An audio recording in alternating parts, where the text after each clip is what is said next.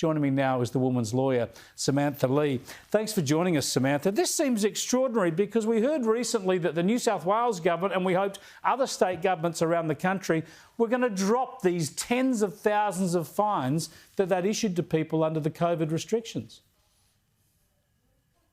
Well, just to correct you, I'm not that woman's lawyer, but I have been the lawyer for many other COVID fine matters. And what we have now is a Supreme Court case that clearly states that the COVID fines issued by police are invalid. And in fact, the court states they are actually not fines.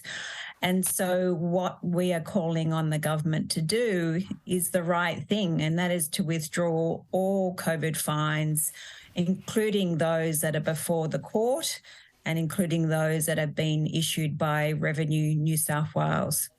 Now, have the other states started looking at these as well? Have you been in touch with your interstate colleagues?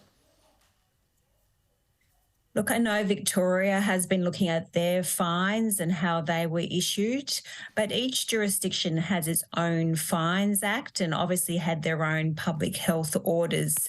So just because we got up on in New South Wales in relation to proving invalidity of the fines, it doesn't then correlate to other jurisdictions. Each state needs to look at every particular law of their state.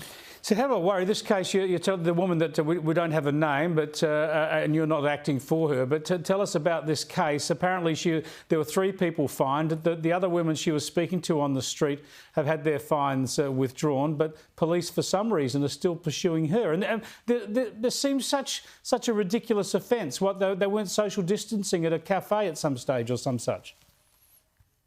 Oh, look, we had hundreds of clients during the pandemic who came for advice. We had nurses going home from aged care who were fined for going into the supermarket. We heard an elderly person going to get some treatment at the pharmacy for a very serious health issue, fined while he was walking to get that treatment.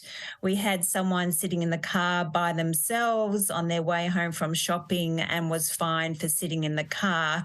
We had children fined who had an intellectual disability. Some children were fined not once but twice.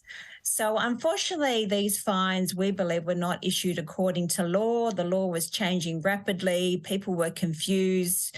I understand that police were confused. You can get why that happened because the law changed so much. Yeah. So now what the government needs to do is the right thing and withdraw the remaining fines. Spot on. Thanks for that, Samantha. I appreciate it. Samantha Lee there from the Redfern Legal Centre. She is spot on. The new Labor government, I know this all happened under the coalition government in New South Wales and different state governments around the country. They just need to drop these fines and allow people to move on.